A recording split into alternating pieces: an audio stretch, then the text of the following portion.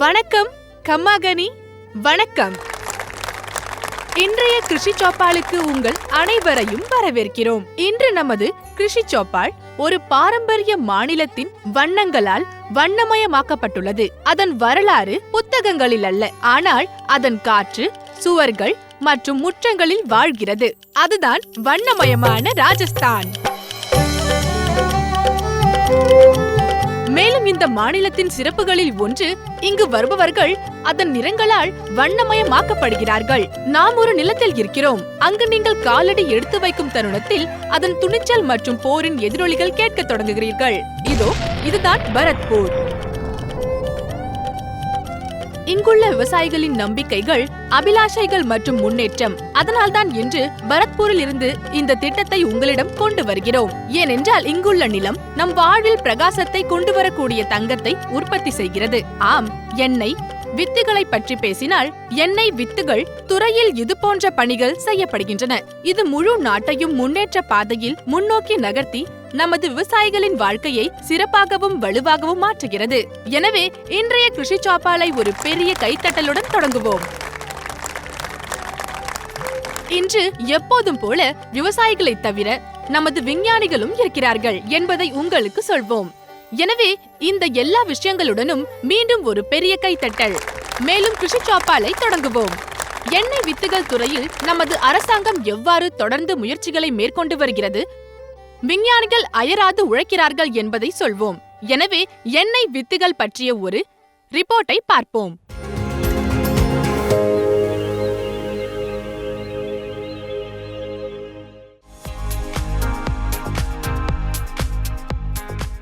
உலகில் எண்ணெய் வித்துக்கள் உற்பத்தி செய்யும் சில முக்கிய நாடுகளில் இந்தியாவும் ஒன்று.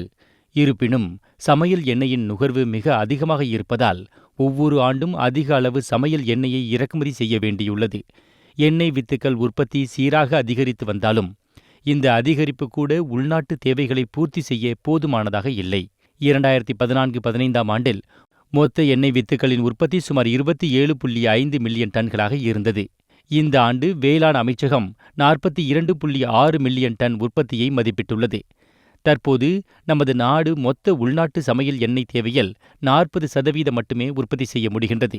மீதமுள்ள 60% நாம் மற்ற நாடுகளை சார்ந்திருக்கின்றோம். உணவு எண்ணெய்களில் நாடு தன்னிறைவு அடைய வேண்டுமென்றால் எண்ணெய் வித்துக்கள் சாகுபடியில் நவீன நுட்பங்களை ஏற்றுக்கொள்ள வேண்டும். மேம்படுத்தப்பட்ட விதைகள், அறிவியல் ரீதியான விதைப்பு முறைகள், சரியான நேரத்தில் மற்றும் பொருத்தமான அளவுகளில் உரங்கள் மற்றும் தண்ணீரை பயன்படுத்துதல், பூச்சிகள் மற்றும் நோய்களில் இருந்து பயிர்களை பாதுகாத்தல் மற்றும் அறுவடைக்கு பிந்தைய இழப்புகளை குறைத்தல் ஆகியவை அனைத்தும் அவசியம். தேசிய சமையல் எண்ணெய் வித்துக்கள் இயக்கம் இந்த திசையை நோக்கிய ஒரு முக்கிய நடவடிக்கையாகும்.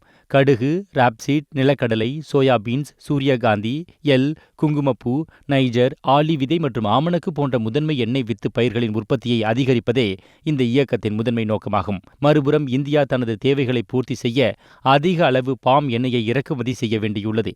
இதை குறைக்க தேசிய சமையல் எண்ணெய் மிஷன் ஆயில் பாம் 2021 தொடங்கப்பட்டது. இதன் கீழ் சாதகமான சூழல் உள்ள நாட்டின் பிற பகுதிகளில் அதிக எண்ணிக்கையிலான பாம் மரங்கள் நடப்படுகின்றன.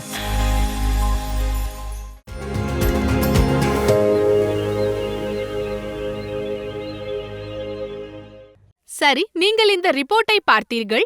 இந்திய கடுகு ஆராய்ச்சி நிறுவனம் விவசாயிகளுடன் இணைந்து நமது மஞ்சள் புரட்சியை எவ்வாறு விரைவுபடுத்துகிறது என்பதை கற்றுக்கொண்டீர்கள். எனவே எங்கள் நிபுணரை, எங்கள் விருந்தினரை அறிமுகப்படுத்துவோம். எங்கள் விவசாயிகளிடம் நேரடியாக பேசுவார்கள். அவர்களின் பிரச்சனைகளை தீர்ப்பார்கள். மேலும் நாடு முழுவதும் விழிப்புணர்வை பரப்ப பாடுபடுவார்கள். டாக்டர் விஜய் வீர் சிங் எங்களுடன் இருக்கிறார். வரவேற்கிறோம் சார். அவர் இந்திய கடுகு ஆராய்ச்சி நிறுவனத்தின் பரத்பூரில் உள்ள இந்திய வேளாண் ஆராய்ச்சி கவுன்சிலின் இயக்குனர். கடுகு ஆராய்ச்சி துறையில் இங்கு மேற்கொள்ளப்படும் நடவடிக்கைகள் குறித்து விரைவாக விளக்கி அவற்றை விளக்கமாக சொல்லுங்கள். டாக்டர் ஹரிசிங் மீனா எங்களுடன் இருக்கிறார், முதன்மை விஞ்ஞானி, பயிர் மேம்பாட்டு பிரிவு. ஐயா, உங்களையும் வரவேற்கிறோம்.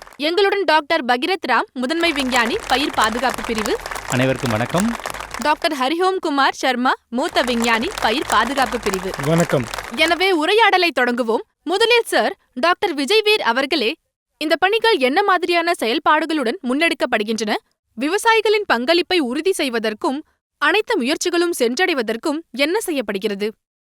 பரத்பூர், ஹரியானா மத்திய பிரதேசம் மற்றும் உத்தரப்பிரதேசத்தின் எல்லையாக உள்ளது என்பது உங்களுக்கு எல்லாருக்கும் தெரியும். இந்த 4 மாநிலங்களையும் இணைத்தால் நாட்டின் உற்பத்தியில் கிட்டத்தட்ட 75% இந்த 4 மாநிலங்களிலிருந்து வருகிறது. அதைத் தொடர்ந்து அதன் பணிகளை அங்கீகரிக்கும் விதமாக இந்தியா வேளாண் ஆராய்ச்சி கவுன்சில் 2009 கடுகு ஆராய்ச்சி இயக்குநரகம் என்ற அந்தஸ்தை வழங்கியது. மேலும் அதன் சாதனைகளை அங்கீகரிக்கும் விதமாக கடந்த ஆண்டு 2024 இதற்கு இந்திய கடுகு ஆராய்ச்சி நிறுவனம் என்ற அந்தஸ்து வழங்கப்பட்டது. இந்த நிறுவனத்திற்குள் 4 முக்கிய அலகுகள் உள்ளன என்பதை நான் உங்களுக்கு சொல்ல விரும்புகிறேன். 1 பயிர் மேம்பாட்டு அலகு. இதன் முதன்மை நோக்கம் புதிய வகைகளை உருவாக்குவதும் நோய்கள், வறட்சி அல்லது வெப்பநிலை போன்ற உயிரியல் மற்றும் உயிரற்ற காரணிகளுக்கு சகிப்புத்தன்மை கொண்ட வகைகளை உருவாக்குவதும் ஆகும். மேலும் முக்கியமான விஷயம் என்னவென்றால் நமது நாடு முழுவதும் கிடைக்கும் வளர்ப்பாளர் விதை. விதை உங்களை விவசாயிகளை சென்றடைவதை உறுதி செய்வதில் அதை உற்பத்தி செய்வது முதல் நடவடிக்கையாகும். எங்கள் 2வது முக்கியமான பகுதி பயிர் உற்பத்தி. எனவே அவர் கடுகு உற்பத்தி முறைகள், நீங்கள் விதை பெறுவதை உறுதி செய்யும் புதிய முறைகள் மற்றும் உற்பத்தியை எவ்வாறு அதிகப்படுத்தலாம் என்பதை உருவாக்குகிறார்கள். 3வது முக்கியமான யூனிட் என்னவென்றால் உங்கள் பயிர் பாதுகாப்பு யூனிட் ஆகும். நோய்கள் மற்றும் பூச்சிகளை எவ்வாறு நிர்வகிப்பது, அவற்றை எவ்வாறு கட்டுப்படுத்துவது மற்றும் அவற்றை எவ்வாறு நிர்வகிப்பது என்பது குறித்து உங்களுக்கு கற்பிப்பதே இதன் முதன்மை நோக்கமாகும். அத்தகைய அமைப்புகளை நாங்கள் உருவாக்குகிறோம். இன்று முக்கியமான நம்மிடம் தொழில்நுட்பமும் பன்முகத்தன்மையும் உள்ளது. நீங்கள் விவசாயிகளை எவ்வாறு சென்றடைகிறீர்கள்? எனவே அந்த தொழில்நுட்பத்தை மதிப்பீடு செய்து விவசாயிகளுக்கு பரப்ப வேண்டும். சார், நீங்கள் வெவ்வேறு யூனிட்களை பற்றி பேசியுள்ளீர்கள். எனவே இப்போது நான் உங்களிடமிருந்து புரிந்து கொள்ள விரும்புகிறேன். டாக்டர் ஹரிசிங் மீனா அவர்களே, நாம் பேசுவது என்னவென்றால் பல்வேறு வகையான விதைகள், இனங்கள், வகைகள் உள்ளன. அவை நம் விவசாயிகளை சென்றடைய முயற்சிகள் மேற்கொள்ளப்படுகின்றன. எனவே இதுபோன்ற சூழ்நிலையில் எந்த நல்ல மேம்பட்ட வகைகள் உருவாக்கப்பட்டுள்ளன, இந்த இடத்தின் ஒரு வகையான அடையாளம் என்று என்பதை புரிந்து கொள்ள விரும்புகிறேன். முக்கியமான பிரபல வகைகள், அதாவது பாசன பகுதிகளில் சரியான நேரத்தில் விதைப்பதற்கான வகைகளை பற்றி பேசினால் நாம் DRMRIJ 31, Giriraj, PM 37, RH 1975, RH 749. பாசன பகுதிகளில் அதிக மகசூல் தரும் கலப்பின வகைகளை பற்றி பேசினால் RHH 2101, PHR 126, NRCHB 506 மற்றும் பிற கலப்பின வகைகள் கிடைக்கின்றன. இதேபோல மானாவரி பாசனம் இல்லாத பகுதிகளில் உள்ள விவசாயிகளுக்கு ஏற்ற வகைகளை பற்றி நாம் பேசுவதாக இருந்தால் DRMR 1165 40, RH 725, RH 1424 மற்றும் பல வகைகள் உள்ளன. DRMR 150 35 இந்த வகைகளில் ஒன்றாகும். விவசாயிகளின் நிலைமை தாமதமாக விதைக்க வேண்டிய சூழல் ஏற்பட்டால் தாமதமாக விதைப்பதற்கான வகைகள் BPM 11, Radhika, NRCHB 101, Brajraj, PM 26, இவை RGN 145 வகைகள். விவசாயிகள் இந்த வகைகளை நடலாம். விவசாயிகள் தரமான பயிர்களை நடவு செய்ய விரும்பினால் அதற்காக நாம் பார்த்தால் BPM Q 47, BPM Q 172 மற்றும் PM தொடர் வகைகள் 31, 32, 33, 34 மற்றும் PDZM 35 மற்றும் 36 இருக்கின்றன. இதேபோல லூதியானாவில் இருந்து ஒரு கலப்பின RCH 1 உருவாக்கப்பட்டுள்ளது. இந்த வகைகளை அவர்கள் நடலாம். விவசாய சகோதரர்கள் ஆரம்ப பயிர்களை விதைக்க விரும்பினால் ஆரம்ப விதைப்புக்கு விவசாயிகள் PM 25, PM 27, PM 28 வகைகளை தேர்ந்தெடுப்பதன் மூலம் நல்ல உற்பத்தியை பெற முடியும். விவசாய சகோதரர்களுக்கு அல்லது உப்புத்தன்மை கொண்ட மண் பிரச்சனைகள் இருந்தால் அந்த விவசாயிகள் CS தொடர் வகைகளான CS 58, CS 60, 62, 64 மற்றும் சமீபத்தில் வெளியிடப்பட்ட 68 வகைகளான CS 68 ஆகியவற்றை அவர்கள் பயன்படுத்திக் கொள்ளலாம். சரி, விவசாயிகளிடம் நேரடியாக பேசி அவர்களின் கேள்விகளை கேட்போம். இது விவசாயிகளும் விஞ்ஞானிகளும் ஒன்றாக இருக்கும் ஒரு அற்புதமான தளம். எனவே அவர்களின் கேள்விகளை கேட்போம். கடுகுல கலப்பின வகை உள்ளதா அப்படின்னு நான் தெரிஞ்சுக்க விரும்புகிறேன். நிச்சயமாக உங்கள் கேள்வி சரியானது. நீங்கள் உட்கார்ந்து கொள்ளுங்கள். பாருங்கள், கலப்பின வகை கடுகுகளும் உருவாக்கப்பட்டு வருகின்றன. மேலும் எங்கள் நிறுவனம் 2008ஆம் ஆண்டில் இந்திய கடுகின் முதல் கலப்பின வகையை உருவாக்கியது என்பதை நான் உங்களுக்கு சொல்கிறேன். அது நாட்டிலேயே முதன்முறை மட்டுமல்ல, உலகிலேயே முதன்முறையாகும். NRCHB 506 மேலும் DMH1 இருந்தது. தற்போதைய சூழ்நிலை என்னவென்றால், நீங்கள் பேசும் கலப்பின வகைகளான சுமார் 10 கலப்பின கடுகு வகைகளை நாங்கள் உருவாக்கியுள்ளோம். எங்கள் அமைப்புகளில் மோரி அமைப்பு மற்றும் ஓகுரா அமைப்பு ஆகியவை அடங்கும். அவை கொஞ்சம் அறிவியல் பூர்வமானவை, எனவே அவற்றின் மூலம் முயற்சிகள் நடந்து வருகின்றன. மேலும் HAU ஹிசாரை பற்றி நாம் பேசினால், டாக்டர் சாஹிப் பேசிய RHH 2103 அது உருவாக்கியுள்ளது. எனவே கலப்பின வகைகளில் வளர்ச்சியில் தொடர்ச்சியான முயற்சிகள் நடந்து வருகின்றன. மேலும் இந்த வகைகள் ஒரு ஹெக்டாருக்கு சுமார் 28 முதல் 29 குவிண்டால் வரை விளைகின்றன. எனவே அவை அதிக எண்ணெயும் கொடுக்கின்றன. எனவே விவசாயிகளே, கடுகில் கலப்பின வகைகள் இல்லை என்பதில்லை, நிச்சயமாக சிலர் உள்ளன, அவற்றை பயன்படுத்திக் கொள்ளலாம். சரியா சொன்னீங்க. நிச்சயமா விவசாயிகள் இதை பற்றி அறிந்து மிகவும் மகிழ்ச்சி அடைந்துள்ளார்கள். நீங்கள் குறிப்பிட்டது போல் பல்வேறு வகைகள், மேம்படுத்தப்பட்ட வகைகள் மற்றும் மேம்படுத்தப்பட்ட விதைகள் எங்கள் விவசாயிகளை சென்றடைகின்றன. ஆனால் விவசாயிகள் பெரும்பாலும் இந்த விதைகள் அவர்களை சென்றடையவில்லை என்று புகார் கூறுகிறார்கள். இந்த விதைகள் அவர்களை சென்றடைவதை உறுதி செய்ய என்ன வகையான முயற்சிகள் மேற்கொள்ளப்படுகின்றன என்பதை நான் உங்களிடமிருந்து அறிந்து கொள்ள விரும்புகிறேன். பயிர் உற்பத்தியை அதிகரிப்பதில் விதைகள் முக்கிய பங்கு வகிக்கின்றன. இந்திய அரசு மற்றும் ராஜஸ்தான் அரசு உட்பட பல நிறுவனங்கள் இந்த பயிருக்கான விதை உற்பத்தி திட்டங்களை செயல்படுத்திட்டு வர்றாங்க. அதேபோல் எங்கள் நிறுவனமும் விவசாயிகள் தங்கள் சொந்த விதைகளை உற்பத்தி செய்யலாம், தங்கள் சொந்த பண்ணைகளில் அவற்றை பயன்படுத்தலாம், மற்ற விவசாயிகளுடன் பகிர்ந்து கொள்ளலாம். இது சம்பந்தமாக நீங்கள் முதல்ல விதையின் மூலத்தை நீங்கள் வாங்கிய அரசு நிறுவனத்திடமிருந்து தெரிஞ்சுக்கணும். மூலமானது, பின்னர் அதன் தூய்மை, பின்னர் அதன் வம்சாவளி, இதை எல்லாத்தையுமே நீங்கள் அறிந்து கொண்டு குறித்து வைத்து கொள்ள வேண்டும். பின்னர் ஒரு வயலை நீங்கள் தேர்ந்தெடுக்க வேண்டும். கடந்த 3 ஆண்டுகளாக அங்கு பயிரிடப்படாத வகையில் வயலை தேர்ந்தெடுப்பது அவசியம்.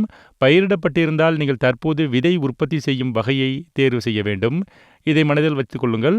இரண்டாவதாக, முக்கிய கருத்தில் தனிமைப்படுத்துதல் தூரம், ஒரு வயலுக்கும் மற்றொரு வயலுக்கும் இடையிலான தூரம் என்பது இருக்க வேண்டும். குறிப்பாக கடுகு போன்ற சான்றளிக்கப்பட்ட விதைகளை உற்பத்தி செய்ய விரும்பினால் வயல்களுக்கிடையே 50 மீட்டர் தூரத்தை நீங்கள் பராமரிக்க வேண்டும் என்பதை நினைவில் கொள்ள வேண்டும். நீங்கள் உற்பத்தி செய்ய விரும்பினால் வயல்களுக்கிடையில் 100 மீட்டர் தூரத்தை நீங்கள் பராமரிக்க வேண்டும். வயலில் தூரத்தை நீங்கள் நிர்ணயித்து விட்டால் பின்னர் நீங்கள் அதை சரியான நேரத்தில் விதைக்க வேண்டும். சரியான நேரத்தில் விதைத்த பிறகு பயிர் 35 முதல் 40 நாட்கள் ஆனவுடன் நீங்கள் ரோகுவை தொடங்க வேண்டும். ரோகுவைத் என்றால் உங்கள் விதை உற்பத்தி திட்டத்திற்கு நீங்கள் பயன்படுத்தும் வகையை பற்றிய முன் அறிவு என்பது இருந்திருக்க வேண்டும்.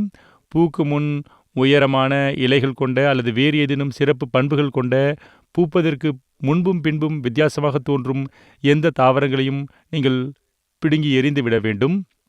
இதற்கு பிறகு நீங்கள் அதனை ஆய்வு செய்ய வேண்டும்.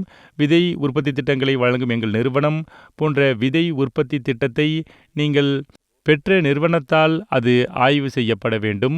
பின்னர் நீங்கள் அதை விஞ்ஞானிகள் குழு அல்லது அரசு நிறுவனத்தால் அதனை நீங்கள் ஆய்வு செய்ய வேண்டும். ஆய்வுக்கு பிறகு உங்கள் விதை உற்பத்தி திட்டம் பொருத்தமானதா இல்லையா என்பதை அவர்கள் உங்களுக்கு அறிவுறுத்துவார்கள். அதற்கு பிறகு நீங்கள் என்ன செய்ய வேண்டும் என்றால், அறுவடையின் போது வயலை சுற்றி தனிமைப்படுத்தப்பட்ட தூரத்தை நீங்கள் பராமரிக்க வேண்டும்.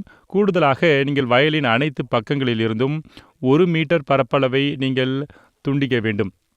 அதாவது பார்த்தால் நீங்கள் அதை தனித்தனியாக சோதனை செய்யப்படாத பகுதியாக நீங்கள் வைத்திருக்க வேண்டும். மேலும் விதை உற்பத்திக்கு நீங்கள் நடுப்பகுதியை நீங்கள் பயன்படுத்த வேண்டும். பிறகு அறுவடைக்கு பிறகு நீங்கள் அதை அதற்காக கதிரடிக்க வேண்டும். ஒரு கதிரடிக்கும் இயந்திரம் குறிப்பாக கதிரடிக்க பயன்படுத்தப்படுகிறது. எனவே முதலில் அதை சுத்தம் செய்யுங்கள். சுத்தம் செய்யும் முறை என்னவென்றால், அதில் 10 தானியங்கள் இருந்தால் கூட எங்காவது மாசுபடுதல் ஏற்பட வாய்ப்பு என்பது இருக்கின்றது. எனவே இதை மனதில் வைத்துக் கொள்ள வேண்டும். அறுவடைக்கு பிறகு நீங்கள் அதை மூட்டையில் வைக்க வேண்டும். நீங்கள் அதை மூட்டையில் வைப்பதற்கு முன்பாக நீங்கள் அறுவடை செய்த விதைகளை நீங்கள் சுமார் 7 முதல் 8 நாட்கள் வரை நீங்கள் அதை உலர வைக்க வேண்டும். உலர்த்துவது என்றால் ஈரப்பதம் என்பது சுமார் 8 முதல் 10% அது குறைய வேண்டும். சில நேரங்களில் விவசாயிகள் அவசரமாக மூட்டை கட்டுகிறார்கள். இது பொதுவாக 12% ஈரப்பதத்தை கொண்டிருக்கும். உலர்த்திய பிறகு நீங்கள் அதை மூட்டையில் வைத்து பின்னர் ஈரப்பதம் இல்லாத பகுதியில் அதனை சரியான முறையில் நீங்கள் அதனை வைக்க வேண்டும். விதைகளின் சிறப்பியல்பு தனித்துவம் பாதுகாக்கப்பட்டு மேம்படுத்தப்பட வேண்டும். ஆனால் அவற்றின் ஆன்மாவை இழக்கக்கூடாது. இதில் ஜெர்ம்பிளாசம் என்ன பங்கு வகிக்கிறது? அது எவ்வாறு செயல்படுகிறது? பாதுகாப்பில் அதை எவ்வளவு முக்கியமாக கருத வேண்டும்? அறிவியல் ரீதியாக எந்த ஒரு இனத்தின் மொத்த மரபணு பன்முகத்தன்மையையும் அதன் ஜெம்பிலாசம் என்று அழைக்கப்படுகிறது. இதில் பயிரிடப்பட்டது மற்றும் காட்டு வகைகள் இரண்டும் அடங்கும். தாவர ஜெர்பிலாசம் பாதுகாப்பை பொறுத்தவரை டெல்லியில் ஒரு தேசிய ஜீன் பேங்க் உள்ளது. தேசிய தாவர மரபணு வளப்பணியகம் 12,474 கடுகு மற்றும் கடுகு ஜெர்பிலாசம்கள் அங்கு சேமிக்கப்பட்டு பாதுகாக்கப்படுகின்றன. எங்கள் நிறுவனமான இந்திய கடுகு ஆராய்ச்சி நிறுவனத்தை பொறுத்தவரை எங்கள் நிறுவனம் கடுகு மற்றும் கடுகு ஜெர்பிலாசம்களின் பாதுகாப்பு மற்றும் தகவல்களுக்கான தேசிய களஞ்சியமாக செயல்பட்டு கொண்டிருக்கிறது. 3021 கடுகு மற்றும் கடுகு ஜெர்பிலாசம்கள் அங்கு சேமிக்கப்படுகின்றன. அவை எங்கள் நடுத்தர கால ஜீன் பேங்கில் பாதுகாக்கப்படுகின்றன. இந்த ஜெர்பிலாசத்தின் இனங்கள் வாரியான விநியோகத்தை கருத்தில் கொண்டால் இந்த ஜெர்பிலாசம்களில் தோராயமாக 2346 இந்திய கடுகிலிருந்து வந்தவை. டோரியாவின் 255 ஜெர்பிலாசம் சேகரிப்புகள் உள்ளன. மஞ்சள் கடுகின் 190 ஜெர்பிலாசம் சேமிப்புகள் உள்ளன. 12 ஜெர்பிலாசம்கள் பழுப்பு கடுகினுடையது. இதை தவிர கோபி கடுகுகள் 131 ஜெர்பிலாசம்கள் உள்ளன. தாராமிராவில் 49 ஜெர்பிலாசம்கள் உள்ளன. மேலும் கரன்ராயின் 21 ஜெர்பிலாசங்கள் உள்ளன. இதை தவிர எங்களிடம் காட்டு இனங்களும் உள்ளன. அவற்றில் 19 ஜெர்பிலாசம்கள் உள்ளன. இது ஜெர்பிலாசங்களின் அமைப்பு. இதை தவிர வெளிநாட்டு ஜெர்பிலாசம் பற்றி பேசினால் வெளிநாட்டு தோற்றத்தின் ஜெர்பிலாசமும் எங்களிடம் உள்ளது என்பதை நான் தெரிவித்துக் கொள்கிறேன். அதில் நீங்கள் பார்த்தீர்கள் என்றால் 328 ஜெர்பிலாசம்கள் உள்ளன. அவற்றை நாங்கள் அங்கு வைத்து அந்த அமைப்பில் பாதுகாப்பு வருகிறோம். விவசாயிகள் அவர்கள் நமது நிபுணர்களிடம் வேறு ஏதேனும் கேள்விகள் கேட்க விரும்புகிறார்களா என்பதை பார்ப்போம். ஏதேனும் கேள்விகள் உள்ளதா? நான் கேட்க விரும்புகிறேன். கிரிராஜ் 31 வகை ரொம்ப உயரமாக வளரும். மிக வேகமாக வளரும் ஒரு வகை இருக்கு. ஐயா, அதை பத்தி சொல்லுங்க. அதன் இலைகள் அடிப்பகுதியில் பரவலாக பரவுகின்றன. அப்புறம் அவை மேலே இன்னும் அதிகமாக வளருது. பின்னர் அதன் மேலே தான் பழங்கள் அப்படிங்கிறது வருது. பாருங்க விவசாய நண்பர்களே, எந்த ஒரு வகைக்கும் அதன் சொந்த பரிந்துரைக்கப்பட்ட வேளாண் நடைமுறைகள் உள்ளன. இப்போது நீங்கள் கிரிராஜ் பற்றி பேசினால் நாங்கள் அதை 25 முதல் 26 குவிண்டால்களில் வெளியிட்டோம். ஆனால் மண்டலம் 2 அதாவது ஹரியானா, பஞ்சாப் மற்றும் ராஜஸ்தானில் அல்வார் பகுதியிலும் கங்காநகர் பகுதியிலும் 1.5 அடி தூரத்தில் நடப்பட வேண்டும் என்பது பரிந்துரைக்கப்பட்ட நடைமுறைகளாகும். இந்த வகையை நீங்கள் சரியாக ஒரு அடியில் நட்டு சரியான இடைவெளியை வழங்கவில்லை என்றால் வளர்ச்சி சிக்கல்கள் ஏற்படுகின்றன. வளர்ச்சியை தடுக்கும் பிற காரணிகள் அதிகப்படியான உர பயன்பாடு அல்லது அதிகப்படியான நீர்ப்பாசனம் ஆகியவை அடங்கும். வளர்ச்சியை தடுக்கும் முக்கிய காரணிகளில் இவை. ஆனால் மரபணு காரணங்கள் அதன் உயரத்திற்கு காரணமாகின்றன. மேலும் அது தோராயமாக 6 அடி உயரத்தில் வெளியிடப்பட்டது. எனவே அடிப்படையில் ஒரு நபர் உயரமாக இருந்தால் அது உயரமாக இருந்ததல்ல, அது வளர்கிறது என்பதல்ல. அதற்கு எந்த காரணமும் இல்லை. ஆனால் நீங்கள் அதை ஒரு இடைவெளியில் விதைக்க வேண்டும். 1.5 அடி தூரத்தில் விதைத்து 15 சென்டிமீட்டர் செடி இலைவெளியில் விதைக்க வேண்டும். இதுதான் இதை இப்படி விதைப்பது என்று விவசாய சகோதரர்கள் கேட்கிறார்கள். எனவே நீங்கள் அதில் குறைந்த அளவு விதைகளை விதைக்க வேண்டும். உங்களிடம் 3.5 முதல் 4 கிலோ பரிந்துரைக்கப்பட்ட விதைகள் உள்ளன. எனவே அதை பயன்படுத்துங்கள். நீங்கள் இடைவெளிகளை விட்டு பயிரிட்டு வந்தால் எந்த பிரச்சனையும் இருக்காது. பழம் அடிப்பகுதியில் இருந்து வளரும். விவசாயிகள் தங்கள் அனுபவத்தை பயன்படுத்துகிறார்கள். ஆனால் விஞ்ஞானிகள் விவசாயிகளுடன் இணைந்து பணியாற்றி அறிவியல் முறைகளை விளக்கும் போது முடிவுகள் மிகவும் நன்றாக இருக்கும். மிகவும் நல்லது. இதன் மூலம் இங்கே ஒரு சிறிய இடைவெளிக்கான நேரம் இது. ஆனால் இடைவெளிக்கு பிறகு நாம் திரும்பி வரும்போது நுட்பங்களை பற்றி பேசுவோம். அதாவது பயிர் எப்படி வளர்ப்பது, நாம் எங்கே தவறு செய்கிறோம், அந்த குறைபாடுகளை எவ்வாறு சமாளிப்பது, அந்த சவால்களை எவ்வாறு சமாளிப்பது. எங்கும் செல்ல வேண்டாம். கிருஷி சௌபாலை தொடர்ந்து பாருங்கள். இந்த முறை கிருஷி சௌபால் வண்ணமயமான ராஜஸ்தானின் பரத்பூரில் இருந்து உங்களை வந்தடைகிறது. சிறிய இடைவெளிக்கு பிறகு.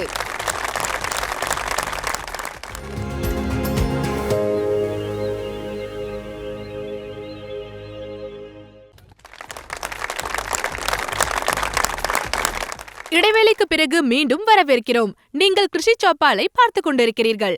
இந்த நிகழ்ச்சியில் உற்பத்தி நுட்பங்கள் மற்றும் நோய்கள் மற்றும் பூச்சிகளை எவ்வாறு நிர்வகிப்பது என்பது பற்றி விவாதிப்போம்.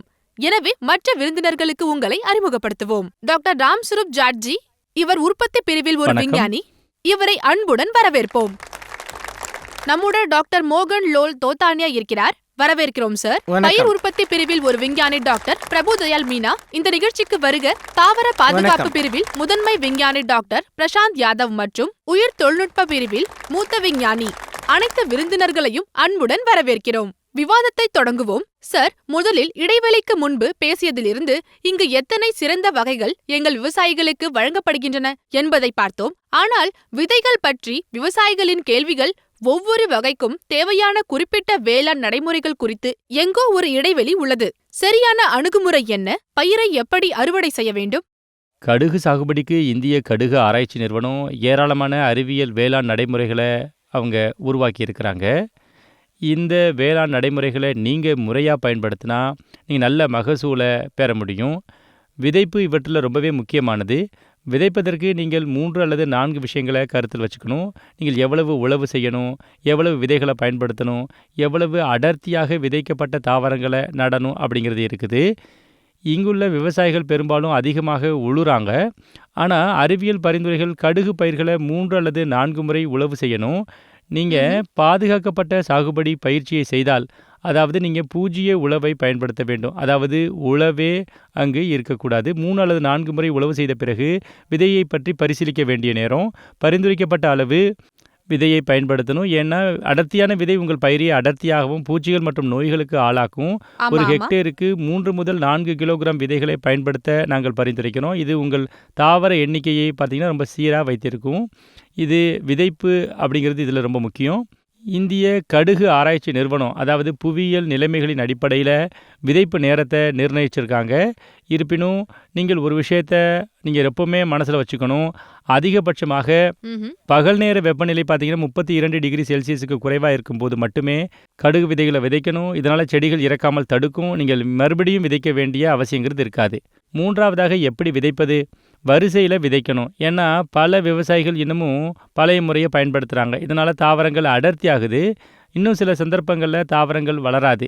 மற்றவற்றில் அவை அதிகமாக வளர்ந்து சேதத்தை இது ஏற்படுத்துகின்றன. வரிசைகளை விதைக்கும் போது வரிசைகளுக்கு இடையிலான தூரம் 45 சென்டிமீட்டர் மற்றும் தாவரங்களுக்கு இடையேயான தூரம் 15 முதல் 20 சென்டிமீட்டர் வரை இருக்கணும். இந்த முறையில் விதைப்பது நல்ல அறுவடை, நல்ல மகசூல், நல்ல தாவர வளர்ச்சி மற்றும் நல்ல மகசூலை உங்களுக்கு இது கொடுக்கும். இது தவிர விதைகளை பாக்டீரியா உரங்கள், பூஞ்சைக்கொல்லிகள் அல்லது பூச்சிக்கொல்லிகளால் அதுக்கு சிகிச்சை அளிப்பது ரொம்பவே முக்கியம். நீங்கள் சீரான உரமிடுதல் அல்லது ஒருங்கிணைந்த ஊட்டச்சத்து மேலாண்மையை நீங்கள் பயன்படுத்தணும். கடுகுக்கு பார்த்தீங்கன்னா நீர்ப்பாசனங்கிறது ரொம்பவே முக்கியமானது அப்படின்னு சொல்கிறாங்க. இருப்பினும் சூழ்நிலையை பொறுத்து அந்த நீர்ப்பாசனம் அப்படிங்கிறது எல்லா இடங்கள்லையும் இது மாறுபடும். உங்கள் மண் அல்லது மணலாக இருந்தால் நீங்கள் 3 முதல் 4 முறை நீர்ப்பாசனத்தை உங்கள் வயல்களுக்கு நீங்கள் செய்யணும். மண் அப்படிங்கிறது கனமாக இருந்தால் நீங்கள் 2 முறை நீர்ப்பாசனம் செய்யணும். முதல் நீர்ப்பாசனம் 35 முதல் 40 நாட்களுக்கும், 2வது நீர்ப்பாசனம் 65 முதல் 70 நாட்களுக்கும் செய்யணும். மணலாக இருந்துச்சுன்னா நீங்கள் 4 முறை நீர்ப்பாசனம் செய்யணும். முதல் நீர்ப்பாசனம் அப்படிங்கிறது 25 முதல் 30 நாட்களுக்கும், 2வது நீர்ப்பாசனம் 45 முதல் 50 நாட்களுக்கும், 3வது நீர்ப்பாசனம் 65 முதல் 70 நாட்களுக்கும், 4வது நீர்ப்பாசனம் 80 முதல் 90 நாட்களுக்கும் செய்யப்படணும். டாக்டர் மோகன்லால், இப்போது உங்களிடம் வருகிறேன்.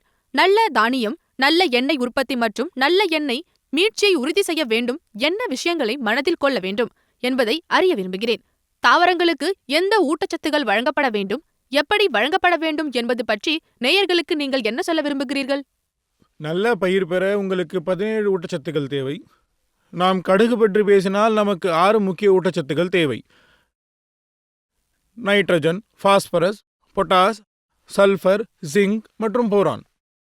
பொதுவாக மண் பரிசோதனை அறிக்கையின் அடிப்படையில் இந்த ஊட்டச்சத்துக்களை நாங்கள் பயன்படுத்துகிறோம். இருப்பினும் அதை பார்த்தால் நீங்கள் 80 முதல் 125 கிலோ நைட்ரஜனை இட வேண்டும். பாஸ்பரஸுக்கு 30 முதல் 40 கிலோ, பொட்டாசுக்கு 20 முதல் 40 கிலோ, கந்தகத்திற்கு நீர்ப்பாசன பகுதிகளுக்கு ஹெக்டாருக்கு 30 முதல் 40 கிலோ வரை இட வேண்டும். மழை நீர் அல்லது நீர்ப்பாசனம் இல்லாத பகுதிகளுக்கு இந்த அளவை பாதியாக குறைக்க வேண்டும். ஜிங்க் மற்றும் போரான் குறைபாடுகள் காணப்பட்ட பகுதியில் 5 கிலோ ஜிங்க் மற்றும் 1 கிலோ போரானை பயன்படுத்த பரிந்துரைத்து வருகிறோம். இப்போது இந்த அளவு எப்போது இட வேண்டும்? விதைப்பதற்கு முன் இந்த அளவு இட வேண்டும். நைட்ரஜனில் பாதி அளவையும் மீதமுள்ள உரத்தை பின்னர் முழு அளவையும் விதைப்பதற்கு முன்னிட வேண்டும். சரி, நான் விவசாயிகளிடம் செல்கிறேன். கேள்விகள் ஏதாவது உள்ளதா? நம் விவசாயிகள் குடியா என்று உள்ளூரில் அழைக்கப்படும் ஓரோபங்கி என்ற ஒட்டுண்ணிகளை கடுகு பயிரில் ஏன் தொற்று நோயாக மாறி வர்றது பற்றி அறிய நான் விரும்புகிறேன். பயனுள்ள கட்டுப்பாட்டு நடவடிக்கைகளை பரிந்துரைக்கவும். ஆ, கடுகின் அதிக விதை உற்பத்தி திறன் காரணமாக இது ரொம்ப வேகமாக பரவுது. ஒரு செடி 1,50,000 முதல் 5 லட்சம் விதைகள் வரை உற்பத்தி செய்யுது. விரைவாக பரவி குறிப்பிடத்தக்க சேதத்தை ஏற்படுத்துது. ஏன்னா இது ஒரு முழுமையான ஒட்டுண்ணி. இந்த ஒட்டுண்ணியை கட்டுப்படுத்த எங்கள் நிறுவனம் 2 வழிகளில் செயல்படுது. முதலாவதாக நாங்கள் ஒரு களைக்கொல்லியை ஆராய்ச்சி செய்கிறோம். இரண்டாவது, களைகளில் தெளித்தால் பயிரை கொள்ளாது, ஆனால் ஓரோபங்கியை கொள்ளும் ஒரு வகையை உருவாக்க நாங்கள் இது தொடர்பாக பணியாற்றி வர்றோம். எனவே இந்த 2 வழிகளிலும் செயல்படுது. இந்த களை கட்டுப்பாட்டிற்காக களைக்கொல்லியை நாங்கள் உருவாக்கியிருக்கிறோம். மேலும் இது காலநிலைக்கு ஏற்ப சோதிக்கப்படுது. நாங்கள் தற்போது பல்வேறு இடங்களில் இதை சோதனை செஞ்சு பார்த்துட்டு வர்றோம். இந்த களைக்கொல்லிக்கான காப்புரிமையும் நாங்கள் பெற்றிருக்கிறோம். அடுத்த 1-2 ஆண்டுகளில் எங்கள் சோதனை நிறைவடையும். அதனுடைய முடிவுகள் அப்படிங்கிறது கிடைக்கும். அப்புறம் இந்த களைக்கொல்லி அப்படிங்கிறது விவசாயிகளுக்கு கண்டிப்பாக கிடைக்கும். இப்போது டாக்டர் பிரபுதயாள் மீனா அவர்களே, கடுகை பாதிக்கும் முக்கிய நோய்கள் யாவை, அவற்றை எவ்வாறு நிர்வகிக்க வேண்டும் என்பதை நான் உங்களிடமிருந்து அறிந்து கொள்ள விரும்புகிறேன். காலநிலை மாற்றத்தின் இந்த காலகட்டத்தில் வெவ்வேறு பூச்சிகள் மற்றும் நோய்கள் வெவ்வேறு நேரங்களில் தாக்க வாய்ப்புள்ளது. நாற்று நிலை முதல் பழுக்க வைக்கும் நிலை வரை வெவ்வேறு பூச்சிகள் மற்றும் நோய்கள் வெவ்வேறு நேர காலகட்டங்களில் பயிரை பாதிக்கின்றன. ஆரம்ப கட்டத்தில் முளைக்கும் நிலையில் ஏற்படும் நோய் அடிச்சாம்பால். மற்ற பூச்சி புள்ளியிடப்பட்ட பூச்சி.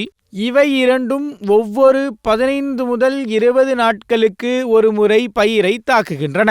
நாட்டில் பல பகுதிகளில் குறைந்த ஈரப்பதம் மற்றும் ஈரப்பதம் உள்ள பகுதிகளில் அடிச்சாம்பால் அதிகமாக காணப்படுகிறது.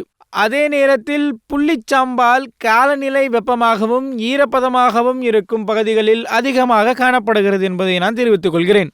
அவற்றின் மேலாண்மைக்கு விதை நேர்த்தியை பரிந்துரைக்கிறோம். அடிச்சாம்பால் நோயை தடுக்க 1 கிலோ விதைக்கு 6 கிராம் என்ற விகிதத்தில் விதைகளை மெட்டாலாக்ஸில் கொண்டு சிகிச்சை அளிக்கவும். அதே நேரத்தில் 1 கிலோ விதைக்கு 6 கிராம் என்ற விகிதத்தில் இமிடாக் புளோரைட் மூலம் சிகிச்சை அளிக்கவும் புள்ளியிடப்பட்ட வண்டுகளை நிர்வகிக்க உதவும். அடுத்தடுத்த இலை நிலை வெள்ளை துரு மற்றும் கரும்புள்ளி நோய்க்கு ஆளாகிறது. பயிரின் முதல் 35 முதல் 40 நாட்களில் வெள்ளை துரு நோய் ஏற்படும். மேலும் அதன் வாழ்நாளில் 45 முதல் 55 நாட்களில் கரும்புள்ளி நோய் ஏற்படும். இரண்டையும் தடுக்க 40 நாள் நிலையில் லோவ்ரோல் தெளிக்கவும். 1 லிட்டர் தண்ணீருக்கு 2.5 கிராம் கரைசலை தயாரிக்கவும். இது 2 நோய்களையும் நிர்வகிக்க உதவுகிறது. பயிர் பூக்கும் நிலையை அடையும் பொழுது தண்டு முதல் அழுகில் நோய் ஏற்படும் வாய்ப்பு அதிகரிக்கிறது. மேலும் அசுவினிகள் வருவதற்கான வாய்ப்பும் உள்ளது.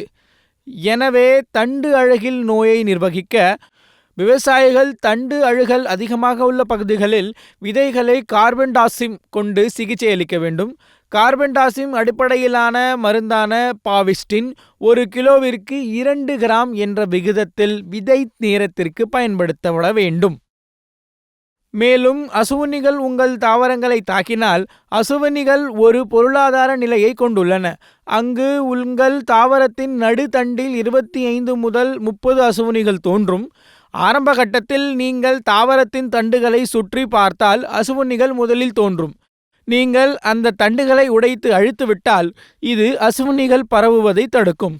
வயலில் அசுவினிகள் தாக்குதல் அதிகரித்திருந்தால் தாமதமாக விதைப்பதால் அசுவினிகள் ஏற்பட அதிக வாய்ப்புகள் உள்ளது. அந்த நிலையில் மருந்தை பயன்படுத்த வேண்டும். இதில் தயோமெத்தாக்சம் உள்ளது. அந்த மருந்தை 3 கிராம் ஒரு டேங்கில், அதாவது 15 லிட்டர் தண்ணீரில் 3 கிராம் என்ற அளவில் தெளித்து அசுவினிகளை அழிக்கலாம். இதன் பிறகு அது பழுக்கும் நிலையில் இருக்கும் பொழுது நுந்துகள் பூஞ்சை காளான் நோய் வருவதற்கான வாய்ப்பு உள்ளது. நுந்துகள் பூஞ்சை காளான் நோய்க்கு கந்தகத்தை பயன்படுத்துமாறு எங்கள் விவசாய சகோதரர்களுக்கு நாங்கள் எப்பொழுதும் அறிவித்திருக்கிறோம். விதைக்கும் நேரத்தில் கந்தகம் பயன்படுத்தப்பட்டால் நுந்துகள் பூஞ்சை காளான் உங்களுக்கு அதிக தீங்கு விளைவிக்காது. இது பழுக்கும் கட்டத்தில் முழு பயிரையும் தூள் வடிவத்தில் உள்ளடக்கியது. அது அந்த வழியில் வருகிறது. டாக்டர் பிரசாந்த் யாதவ் அவர்களே, உங்களிடமிருந்து புரிந்து கொள்ள விரும்புகிறேன். நாம் உயிரி தொழில்நுட்பத்தை பற்றி பேசும்போது நல்ல வகைகள் நமது விவசாயிகளை சென்றடைவதை உறுதி செய்வதில் அதன் பங்கு என்ன? உயிரி தொழில்நுட்பம் ஒரு புதிய அறிவியல் துறையாகவும் இதில் மூலக்கூறு மட்டத்தில் ஒரு உயிரினோ அல்லது உயிரியல் செயல்முறையை படித்து மனித குலத்தினுடைய நலனுக்காக பெறப்பட்ட அறிவை நாங்கள் பயன்படுத்துகிறோம். கடுகில் பாரம்பரிய தாவர இனப்பெருக்க நுட்பங்கள் மூலம் உருவாக்க கடினமாக இருக்கும் பண்புகளை உருவாக்குறதுக்கு முதன்மையான உயிரி தொழில்நுட்பத்தை பயன்படுத்துகிறோம். உதாரணமாக கடுகு நோய் தண்டு அழுகலை எதிர்க்கும் வகைகளை உருவாக்குதல் அல்லது ஒட்டுண்ணி கலையான ஓரோபங்கியை எதிர்க்கும் வகைகளை உருவாக்குதல் போன்றவை இருக்குது.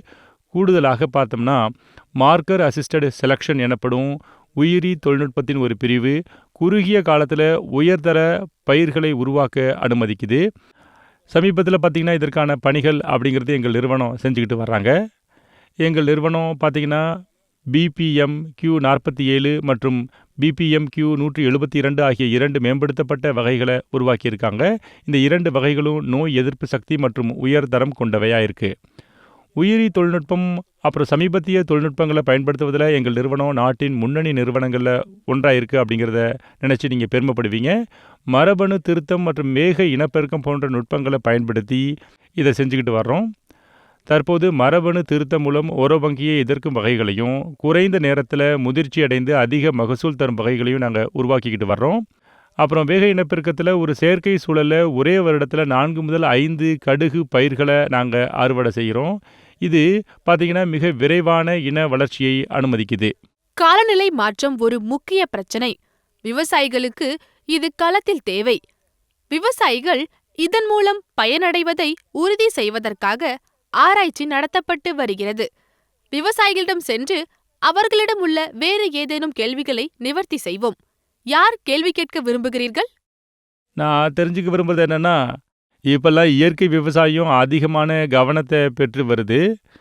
நமது கடுகு மற்றும் கம்பு பயிர்களுக்கு என்ன மாதிரியான எதிர்காலம் அப்படிங்கிறது இருக்குது? விதைப்பு போது விவசாயிகள் நமது உரங்களுடன் என்ன முன்னெச்சரிக்கை நடவடிக்கைகளை எடுக்க வேண்டும்? நீர்ப்பாசனத்தின் போது தண்ணீருடன் எந்த உரங்களை பயன்படுத்த வேண்டும்? இவை பற்றிய சில தகவல்களை நான் தெரிந்து கொள்ள விரும்புகிறேன். ராஜஸ்தான் விவசாயிகள் தங்கள் கேள்விகளை அறிந்திருக்கிறார்கள். முதல் கேள்வி இயற்கை விவசாயம் பற்றியது. எனவே கடுகு மற்றும் கடுகு சாகுபடியில் இயற்கை விவசாயத்தை எவ்வாறு செய்ய முடியும்? அது எவ்வளவு வெற்றிகரமாக உள்ளது என்பதை எங்களுக்கு சொல்லுங்கள். இங்கே பாருங்க, இயற்கை விவசாயம் அப்படிங்கிறது ரசாயனம் இல்லாத ஒரு விவசாயம். இந்த விவசாய முறையில் எந்த ரசாயன பூச்சிக்கொல்லிகளோ அல்லது உரங்களோ பயன்படுத்தப்படுவதே கிடையாது. அப்புறம் இது பசுவின் சாணம் அப்புறம் பசுவின் சிறுநீரை அடிப்படையாக கொண்டது. முற்றிலும் இயற்கையான விவசாய முறை. இதன் முக்கிய நோக்கம் நமது மண்ணின் ஆரோக்கியத்தை மேம்படுத்துவது, விவசாய செலவுகளை குறைப்பது ஆகும். கோதுமை அல்லது கடுகு என நாம் அதிலிருந்து பெறும் பொருட்கள் நல்ல தரம் வாய்ந்தவையாக இருக்கும். ஆரோக்கியத்திற்கும் நல்ல நன்மையை கொடுக்கக்கூடியதாக இருக்குது. நமது அரசாங்கம் இதில் அதிக முக்கியத்துவம் கொடுத்து வருது. இப்போது கடுகு பற்றி பேசினோம்னா இயற்கை விவசாயத்தை மிகவும் திறம்பட நம்ம மேற்கொள்ளலாம். ஏன்னா நீங்கள் கடுகில் வழங்கும் ஊட்டச்சத்து அப்படிங்கிறது, அந்த மேலாண்மை அப்படிங்கிறது பசுவின் சாணம் மற்றும் பசுவின் சிறுநீரில் இருந்து தயாரிக்கப்படும் பொருட்களான கனா ஜீவாமிர்த், பீஜாமிர்த் மற்றும் ஜீவாமிர்த் ஆகியவற்றை கொண்டு இது செய்யப்படுது. இதை பயன்படுத்துவதன் மூலம் ஊட்டச்சத்துக்களை நீங்கள் வழங்க முடியும். அப்புறம் உழவையும் குறைக்க முடியும். ஏன்னா கடுகுக்கு அதிக உழவு தேவையில்லை.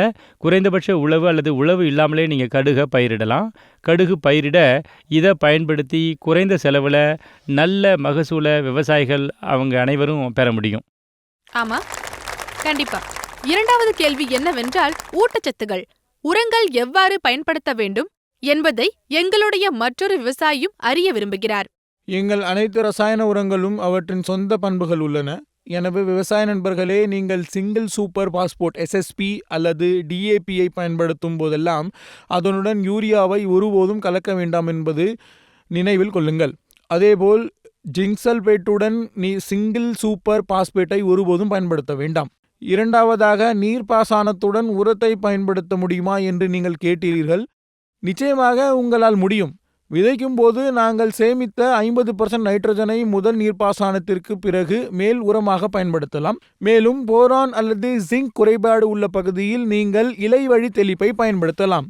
எனவே ஜிங்கிற்கு நீங்கள் 0.5 கரைசலை தயாரித்து ஒவ்வொரு 55 முதல் 60 நாட்களுக்கு ஒரு முறை தெளிக்க வேண்டும். அதேபோல் அந்த பகுதியில் போரான் குறைபாடு இருந்தால் நீங்கள் 0.2% கரைசலை உருவாக்கி தெளிக்கலாம். நமது விஞ்ஞானிகள் நமது விவசாயிகளின் பிரச்சனைகளை எவ்வாறு தீர்க்கிறார்கள் என்பதை நீங்கள் இப்போதுதான் பார்த்தீர்கள். எண்ணெய் வித்துகள் துறையில் தற்சார்பு பெற இந்த அறிவியல் அம்சங்களில் கவனம் செலுத்துவது மிகவும் முக்கியம். இப்போதைக்கு நாம் சிறிய இடைவேளை எடுத்துக்கொள்வோம். ஆனால் நாங்கள் திரும்பி வரும்போது தகவல் சரியான நபர்களை சென்றடைவதையும் பயனடைவதையும் உறுதி செய்ய நிறைய முயற்சிகள் மேற்கொள்ளப்படுகின்றன. புதிய தொழில்நுட்பத்துடன் தகவல் அமைப்பும் முக்கியமானவை. நமது விஞ்ஞானிகள் விரிவாக பணிகளில் எவ்வாறு ஈடுபடுகிறார்கள் என்பதை ஒரு சிறிய இடைவேளைக்கு பிறகு அறிந்து கொள்வோம்.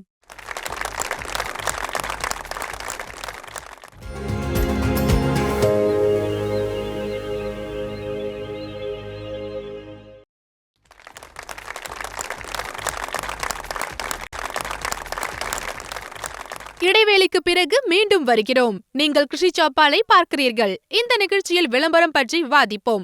நாட்டின் ஒவ்வொரு மூலையிலும் உள்ள விவசாயிகளை புதிய தொழில்நுட்பத்துடன் எவ்வாறு இணைக்கிறது, மேலும் அரசாங்கம் தனது செய்தியை விவசாயிகளுக்கு எவ்வாறு தெரிவிக்க முடிகிறது, அதன் திட்டங்களின் நன்மைகள் ஒவ்வொரு நபருக்கும் ஒவ்வொரு விவசாயிக்கும் சென்றடைவதை உறுதி செய்வதில் தொழில்நுட்பம் பெரும் பங்கு வகிக்கிறது. நம்முடன் டாக்டர் அசோக் குமார் இருக்கிறார். ஐயா, மிகவும் அன்பாக வரவேற்கிறோம். டாக்டர் வினோத்குமார் சார், வரவேற்கிறோம். வணக்கம். கணினி அறிவியலின் முதன்மை விஞ்ஞானி மற்றும் உயிர் வேதியியலில் பிரிவின் முதன்மை விஞ்ஞானி டாக்டர் அனுபூதி சர்மா, அல்வார் வேளாண் அறிவியல் மையத்தின் முதன்மை விஞ்ஞானி டாக்டர் சுஷில் குமார் சர்மா நம்முடன் இருக்கிறார். சார், உங்களையும் அன்புடன் வரவேற்கிறோம். சரி சார், நான் சொன்னது போல விளம்பரம் ஒரு பெரிய பாத்திரத்தை வகிக்கிறது. மேலும் காட்டில் மயில் நடமாடுவதை யார் பார்த்தார்கள் என்ற பழமொழியை நாங்கள் குழந்தை பருவத்தில் கேட்டிருக்கிறோம். அதைப்போல் நீங்கள் ஆராய்ச்சி செய்தாலும் அந்த செய்தி யாருக்காகவோ அவர்களை சென்றடையவில்லை என்றால் அது பயனற்றது. இன்றைய சூழ்நிலையில் புதிய தொழில்நுட்பம் மற்றும் விளம்பரத்தின் பங்கு குறிப்பாக விவசாயிகளுக்கு எவ்வளவு முக்கியமானது? ஆமா, நீங்க சொல்றது முற்றிலும் சரிதான். நமது விஞ்ஞானிகள் புதிய ரகங்களையும் புதிய தொழில்நுட்பங்களையும் உருவாக்கி கொண்டு இருக்கிறாங்க. அது விவசாயிகளை போய் சேர்றது கிடையாது. அந்த தொழில்நுட்பங்கள் விவசாயிகளை சென்றடையலை அப்படின்னா, விவசாயிகள் அவற்றை ஏற்றுக்கொள்ள அப்படின்னா எந்த ஒரு பயனுமே இல்லை. எனவே எந்த ஒரு மேம்பட்ட ரகங்கள் அல்லது தொழில்நுட்பங்கள் உருவாக்கப்பட்டாலும் அவை விவசாயிகளை விரைவாக சென்றடைவதை உறுதி செய்யணும். எனவே ஒரு ரகமோ அல்லது தொழில்நுட்பமோ உருவாக்கப்பட்டால் அது நேரடியாக விவசாயிகளிடம் எடுத்து போகிறதில்ல. நாங்கள் செய்கிறது என்னென்னு பார்த்தீங்கன்னா, முதல்ல நாங்கள் விவசாயிகளின் வயல்களில் மதிப்பீடு நாங்கள் செய்கிறோம்.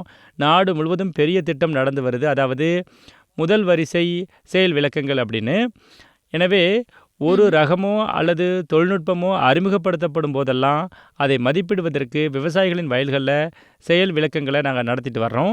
இதன் மூலம் நாம் உருவாக்கி பரிந்துரைக்கும் ரகமோ அல்லது தொழில்நுட்பமோ உண்மையிலே அதிகரித்த மகசூல், பூச்சி மேலாண்மை அல்லது வேறு ஏதேனும் நன்மைகளை பெறுதா அப்படிங்கிறத விவசாயிகள் தாங்களாகவே அதனை சுயமாக பார்க்க முடியும்.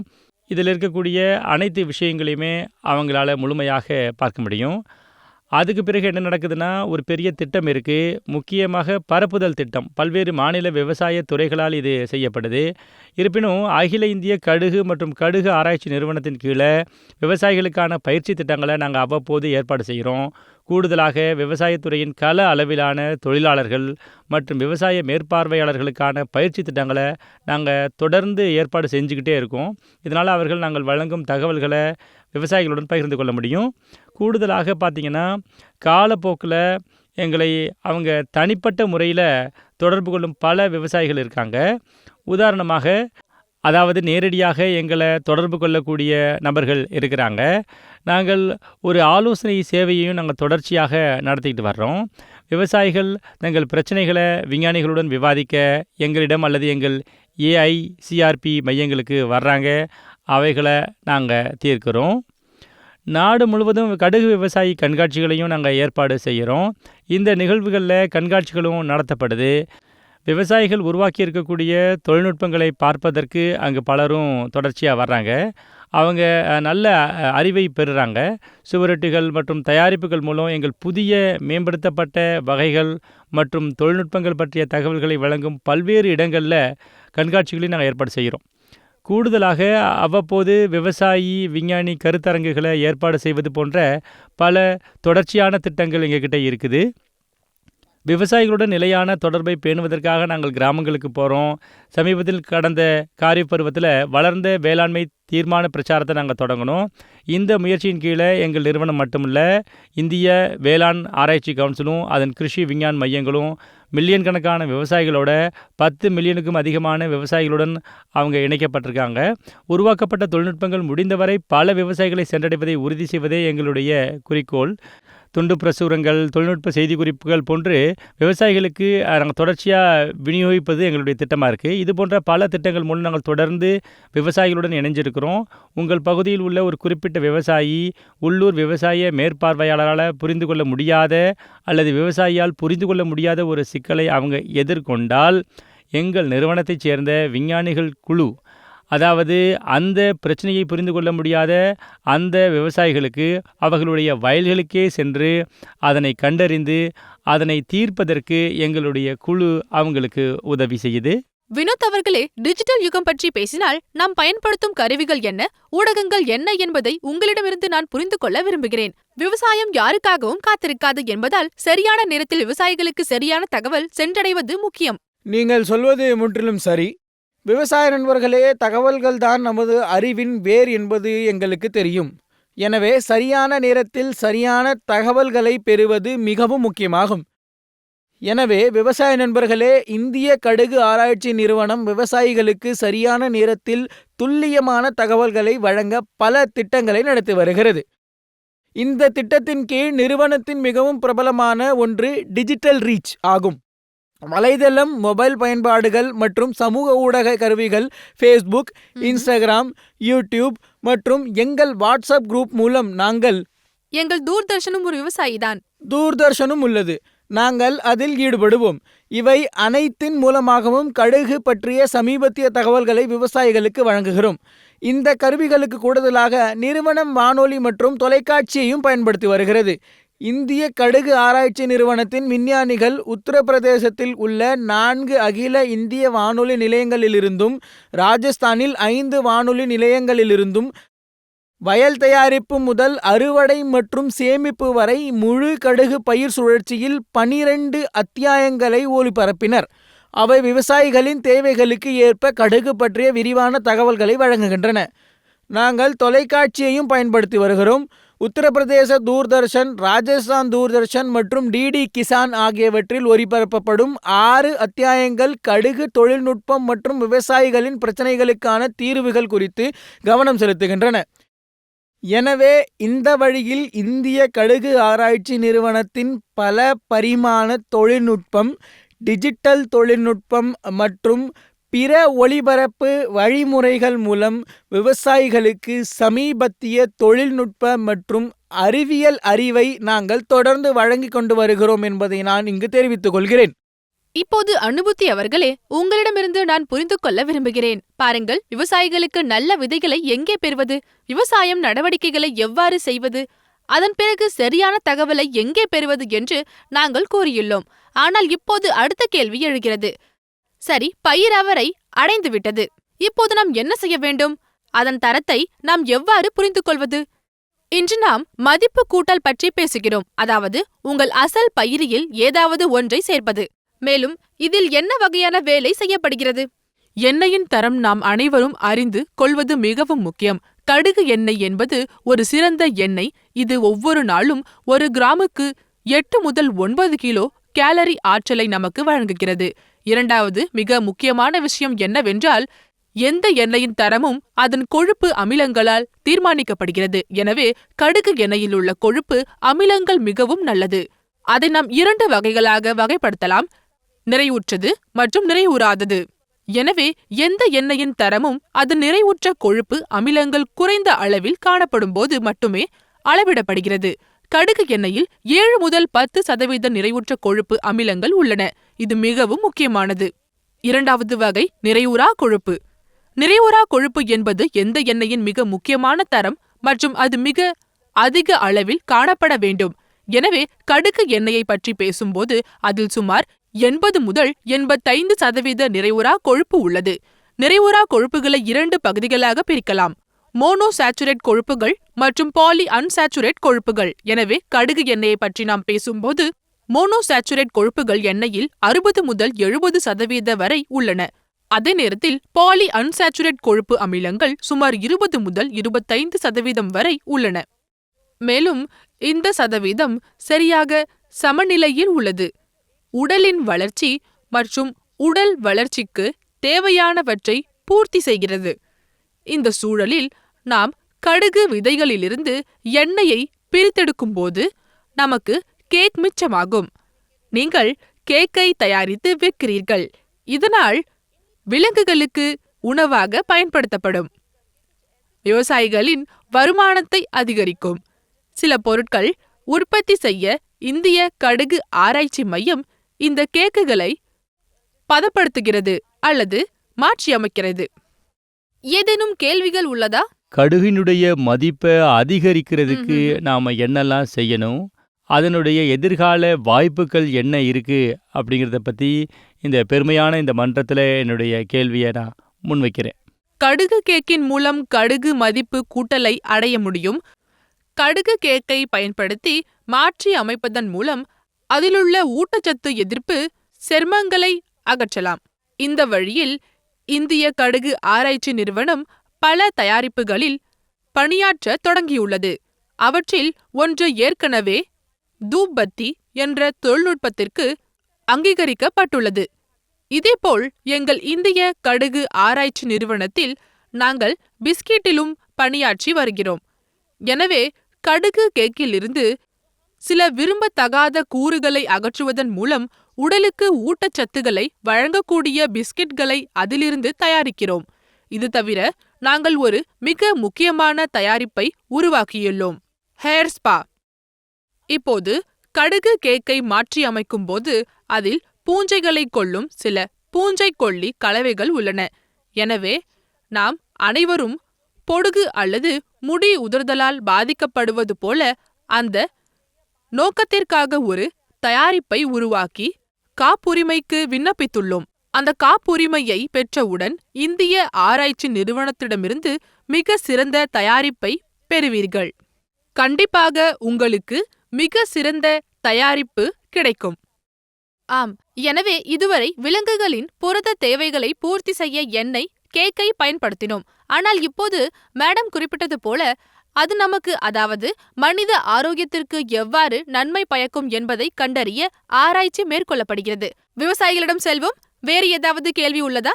தண்டுகள் போன்ற பயிர் எச்சங்களை விவசாயிகளுக்கு கரிம உரமாக எவ்வாறு பயன்படுத்தலாம், அதிலிருந்து நாம் பயனடையலாம் என்பது குறித்து ஏதேனும் பணிகள் மேற்கொள்ளப்படுகிறதா? இதுதான் கேள்வி. இல்லை, நிச்சயமாக அது நடக்குது. இந்திய அரசாங்கம் பலமுறை, அது அரிசியாக இருந்தாலும் சரி, வேறு எதுவாக இருந்தாலும் சரி, யாரும் தங்கள் வயல்களில் எந்த எச்சத்தையும் எரிக்கக்கூடாது அப்படின்னு தொடர்ச்சியாக கூறி வர்றாங்க. அப்புறம் இவை அனைத்தையும் நாங்கள் கடுகுடன் சேர்த்து நாங்கள் செஞ்சு வர்றோம். நீங்கள் கவனிச்சிங்கன்னா மக்கள் வைக்கோலை செங்கல் சூளைக்கு விற்கும் ஒரு போக்கு இங்கே இருக்குது. அந்த நேரத்துக்கு அவங்களுக்கு பணம் கிடைக்குது. ஆனால் நாங்கள் ஆராய்ச்சி செய்து அந்த எச்சத்தை வயல்களில் கலந்தா அது கரிம கார்பனின் அளவை கணிசமாக அதிகரிக்குது அப்படிங்கிறத காட்டும் ஆராய்ச்சியை நாங்கள் நடத்தி வர்றோம். இரண்டாவதாக, எச்சங்கள் எதுவாக இருந்தாலும் இப்போதெல்லாம் நீங்கள் அறுவடை செய்து அதிலிருந்து மண்புழு உரம் தயாரிக்கலாம். அதை உருவாக்குவதன் மூலம் உரமாக பயன்படுத்தலாம். விவசாயிகள் இப்போது இந்த பிரச்சனையை எதிர்கொண்டுக்கிட்டு வராங்க. ஏன்னா கடந்த காலத்தில் அவர்கள் இந்த தண்டுகளை எரிச்சப்போ பல இடங்களில் அதுக்காக பயன்படுத்தினாங்க. இப்போ எரிவாயு மற்றும் பிற பொருட்கள் எல்லா இடங்களிலும் கிடைப்பதால் இது ஒரு பிரச்சனை. இருந்தாலும் நீங்கள் அவற்றை சேகரித்து நறுக்கி மண்புழு உரம் தயாரிப்பதற்கு பயன்படுத்தலாம். நாடு முழுவதும் பலர் அவற்றை உரம் தயாரிப்பதற்கு பயன்படுத்துகிறாங்க. நீங்களும் செய்யலாம். சுஷில் அவர்களே, நீங்கள் கிருஷி விஞ்ஞான் கேந்திராவுடன் தொடர்புடையவராக இருப்பதால் உங்கள் அமைப்பு என்ன வகையான பணிகளை செய்கிறது என்பதை அறிய விரும்புகிறேன். கடுகு சாகுபாடு மற்றும் விவசாயிகளுக்கு விழிப்புணர்வு ஏற்படுத்துவதற்கு என்ன பங்களிப்பு செய்கிறது? விவசாயிகளின் வயல்களில் எந்தவொரு தொழில்நுட்பத்தையும் செயல்படுத்துவதற்கு முன்பு அதன் வெற்றியை தீர்மானிக்க ஒரு குறிப்பிட்ட பகுதியில் கள சோதனைகளை நடத்துவதே கிருஷி விஞ்ஞான் கேந்திராவின் முதன்மை நோக்கமாகும். பின்னர் நாம் அதை மதிப்பிட வேண்டும். இந்த தொழில்நுட்பம் பலனளிக்கும் என்றும் விவசாயிகளின் பயிர் விளைச்சலை அதிகரிக்க முடியும் என்றும் மதிப்பிட்டவுடன், முடிவுகள் வந்தவுடன் முன் வரிசை செயல் விளக்கங்கள் மூலம் விவசாயிகளுக்கு தொழில்நுட்பத்தை பெரிய அளவில் பரப்புகிறோம். இதைத் தொடர்ந்து கள நாட்கள் ஏற்பாடு செய்யப்படுகின்றன. ஒரு கிராமத்தில் 5 ஹெக்டேர்கள் நாங்கள் செயல் விளக்கங்களை அமைத்திருந்தால் சுற்றியுள்ள 10 முதல் 5 கிராமங்களை சேர்ந்த 100 முதல் 200 விவசாயிகளை தொழில்நுட்பத்தை நிரூபிக்க அழைக்கிறோம். விவசாயிகள் என்ன செய்கிறார்கள் மற்றும் எங்கள் தொழில்நுட்பத்தின் முடிவுகளை நிரூபிக்கிறோம். விவசாயிகள் இவற்றை பார்க்கும் பொழுது அடுத்த ஆண்டு இந்த வகை கடுகை நடவு செய்யவும், இந்த உரத்தை பயன்படுத்துவோம், இந்த தாவர பாதுகாப்பு முறையை பயன்படுத்துவோம் என்று அவர்களே முடிவு செய்து கொள்கிறார்கள். மேலும் அவ்வப்போது விவசாயிகளுக்கான பயிற்சி திட்டங்களையும் நாங்கள் ஏற்பாடு செய்து கொண்டு வருகிறோம் என்பதையும் நான் தெரிவித்துக் கொள்கிறேன். இதன் ஒரு பகுதியாக எங்கள் பகுதியில் உள்ள வேலையற்ற இளைஞர்களுக்கு 15 நாட்கள் முதல் 1 வருடம் வரையிலான பல்வேறு தொழிற்கல்வி பயிற்சி திட்டங்களையும் நாங்கள் ஏற்பாடு செய்து கொண்டிருக்கிறோம். அசோக் அவர்களே, இப்போது நிகழ்ச்சியை முடிக்க வேண்டிய நேரம் வந்துவிட்டது. விவசாயிகள் முன் அமர்ந்திருப்பதால் பல விவசாயிகள் தொலைக்காட்சி மூலம் உங்கள் பேச்சை கேட்டுக்கொண்டிருப்பார்கள். உங்கள் கருத்துகள் என்ன, தீர்வுகள் என்ன, அவர்கள் என்ன செய்ய வேண்டும் என்று நீங்கள் விரும்புகிறீர்கள்? தற்போது நம்மக்கிட்ட இருக்கக்கூடிய மேம்பட்ட வகைகள் அல்லது தொழில்நுட்பங்கள் எதுவாக இருந்தாலும் அவற்றை முறையாக பயன்படுத்தினா சாதாரண நிலைமைகளின் கீழே சராசரி கடுகு மகசூல் சுமார் 30 குவிண்டாலாக இருக்குது. ஆனால் நம் நாட்டில் எத்தனை விவசாயிகள் இவ்வளவு மகசூலை பெறுறாங்க? தேர்ந்தெடுக்கப்பட்ட சிலர் மட்டுமே இவ்வளவு மகசூலை பெறுறாங்க. காரணம் என்னென்னா, வேளாண் அறிவியல் மையம், கடுகு ஆராய்ச்சி நிறுவனம் அல்லது வேறு எந்த பல்கலைக்கழகமாக இருந்தாலும் நமது விவசாய சகோதரர்கள் முதல்ல அரசு நிறுவனங்களை நம்ப கற்றுக்கொள்ள வேண்டும் என்று நான் அவங்கக்கிட்ட கேட்டுக்கிறேன். பரிந்துரைக்கப்படும் தொழில்நுட்பம் அப்படிங்கிறது 2 வழிகளில் செயல்படுது. நமது விவசாய சகோதரர்கள் சிலர் செய்வது என்னென்னா, வதந்தியின் அடிப்படையில் அதை நிராகரிச்சிட்றாங்க. எனவே தொழில்நுட்பம் உங்கள் பண்ணைக்கு ஏற்றதாக இல்லைன்னா நீங்கள் அதை நிராகரித்தாலும் உங்கள் பண்ணையில் ஒரு சிறிய பகுதியில் நீங்கள் அதை முயற்சி செஞ்சு பார்க்கலாம். 1 ஏக்கர் அல்லது அரை ஏக்கர் என்ற சிறிய பகுதியில் அதை முயற்சிக்கணும் அப்படின்னு நான் நிச்சயமாக உங்களை நான் வலியுறுத்துகிறேன். பாருங்கள், ஒவ்வொரு ஆண்டும் நமது விஞ்ஞானிகள் முயற்சிகளை மேற்கொண்டுக்கிட்டு தான் வராங்க. ஒவ்வொரு ஆண்டும் வெவ்வேறு நிலைமைகளுக்கு 4-5 வகைகள் அப்படிங்கிறது உருவாக்கப்படுது. பூச்சி மற்றும் நோய் மேலாண்மை நுட்பங்கள் உருவாக்கப்படுது. நமது விவசாய சகோதரர்கள் அவற்றை பயன்படுத்தி அவற்றின் செயல்திறனை பார்க்கல அப்படின்னா நமது விஞ்ஞானிகளின் முயற்சிகள் எல்லாம் வீணாயிடும். எனவே நீங்கள் அவற்றை நடணும். உதாரணம் சொல்கிறேன்னா, இங்கு அனைத்து விவசாய நண்பர்களும் நீங்கள் 25 ஆண்டுகளுக்கு பின்னோக்கி போய் பார்த்தீங்கன்னா இந்திய கடுகு மற்றும் ராப்சீடின் சராசரி மகசூல் 1000 டன்னுக்கும் குறைவாக இருந்தது. இன்று நாம் ஒரு ஹெக்டேருக்கு சராசரியாக 1400-500 கிலோகிராம் மகசூல் அடையும். விஞ்ஞானிகளின் முயற்சிகள், இந்திய அரசின் கொள்கைகள், விவசாயிகளின் கடின உழைப்பு மற்றும் தொழில்நுட்பங்களை அவர்கள் பயன்படுத்துவது அனைத்தும் இதற்கு குறிப்பிடத்தக்க பங்களிப்பை செஞ்சுக்கிட்டு வருது. எனவே நிறுவனங்கள், விவசாய அறிவியல் மையங்கள் மற்றும் விவசாயத்துறை அங்கு கிடைக்கும் தகவல்களுடன் இணையுமாறு கேட்டுக்கிறேன். இந்த சக நண்பர் சொன்னது போல் இப்போதெல்லாம் நீங்கள் வர தேவையில்லை. முன்பை விட நிலைமை மாறிடுச்சு. இன்றைக்கி ஒவ்வொரு விவசாயிடமும் மொபைல் ஃபோன் இருக்குது. மொபைல் ஃபோன்களை பார்த்து பொழுதுபோக்குவது நல்லது தான். ஆனால் இப்போ இந்திய அரசு, இந்திய வேளாண் ஆராய்ச்சி கவுன்சில், அப்புறம் பல்வேறு நிறுவனங்களும் டிஜிட்டல் ஊடகங்களை விரிவாக பயன்படுத்துகிறாங்க. அங்கு கிடைக்கக்கூடிய அனைத்து தொழில்நுட்பங்களையும் உங்களுடைய மொபைல் மூலமாகவே நீங்கள் அதை பயன்படுத்தி பார்த்துக்கலாம்.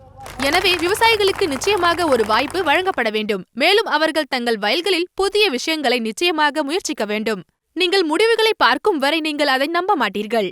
எனவே ராஜஸ்தான் மண்ணின் மனம், நமது விஞ்ஞானிகளின் அறிவு மற்றும் விவசாயிகளின் குரல்கள் இன்றைய விவாதத்தை இன்னும் அர்த்தமுள்ளதாக மாற்றியதை பார்த்தோம். இந்த செய்தியுடன் நான் விடைபெறுகிறேன். வாழ்த்துக்கள். நன்றி.